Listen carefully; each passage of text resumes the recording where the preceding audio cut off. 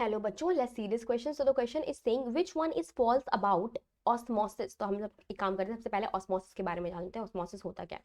तो बेटा ऑस्मोसिस में बेसिकली क्या होता है, it's a special type of diffusion. क्या है ये? एक स्पेसिफिक टाइप ऑफ डिफ्यूजन है, स्पेशल टाइप ऑफ डिफ्यूजन है जहाँ पे मूवमेंट होता है सॉल्वेंट का, यानी कि वाटर का मूवमेंट होगा. ठीक है, सॉल्वेंट का यानी कि वाटर का मूवमेंट होगा फ्रॉम इट्स हाइयर रीजन. कहाँ से बेटा? इसके हाइयर रीजन से इसके लो रीजन की तरफ होता है, यानी कि इसके हाइयर कंसेंट्रेशन से. यानी कि यहाँ लो, मान लो यहाँ पे वाटर की कंसेंट्रेशन बहुत हाई है, बहुत हाई है, और यहाँ पे बहुत लो है, वाटर की कंसेंट्रेशन लो है. तो यहाँ पे हम क्या देख रहे हैं बेटा? यहाँ पे वाटर की कंसेंट्रेशन जो है वो हाई है, वाटर कंसेंट्रेशन हाई हो, यहाँ पे वाटर की कंसेंट्रेशन जो है लो है. तो मूवमेंट कहाँ होगा? From its higher concentration to its lower concentration.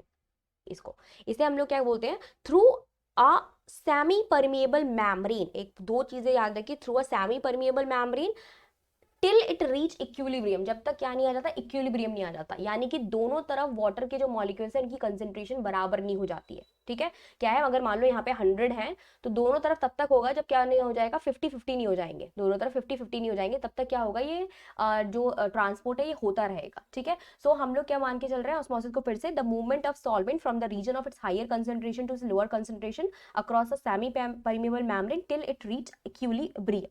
ठीक है, इतना हमको पता है.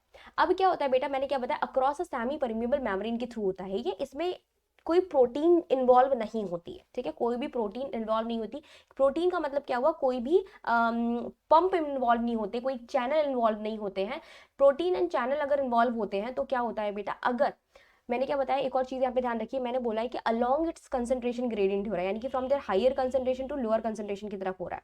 अगर ये फ्रॉम देयर लोअर कंसेंट्रेशन, ठीक है, from their lower concentration to higher concentration की तरफ हो रहा होता तो यहाँ पे एटीपी की रिक्वायरमेंट होती. अगर हम अगेंस्ट द कंसेंट्रेशन ग्रेडियंट जाते हैं तो एटीपी की रिक्वायरमेंट होती है. लेकिन मैंने यहाँ पे क्या बोला? From their higher concentration to lower concentration की तरफ जा रहे हैं तो यहाँ पे एटीपी की रिक्वायरमेंट नहीं होगी. तो ये एक तरीके से क्या हो गया? पैसिव मूवमेंट हो गया, क्योंकि यहाँ पे एटीपी की रिक्वायरमेंट नहीं है. ठीक है, तो ये कैसा हो गया? एक पैसिव मूवमेंट हो गया. तो ऐसे ऑस्मोसिस क्या होता है? पैसिव होता है. जब एटीपी की रिक्वायरमेंट लगती है तब हम उसको क्या बोलते हैं? एक्टिव बोलते हैं, एक्टिव मूवमेंट बोलते हैं. ठीक है, so let's see. It is a specific form of diffusion, absolutely right. It refers to the movement of water along its concentration gradient, ये भी right है. It is a passive movement of water, ये भी right है. It occurs through a carrier protein and needs ATP. No, ये बिल्कुल wrong है और हमें false ही चाहिए था. तो हमारा D ऑप्शन क्या हो जाएगा? right ऑप्शन हो जाएगा, क्योंकि हमें false चाहिए था. D is the right answer.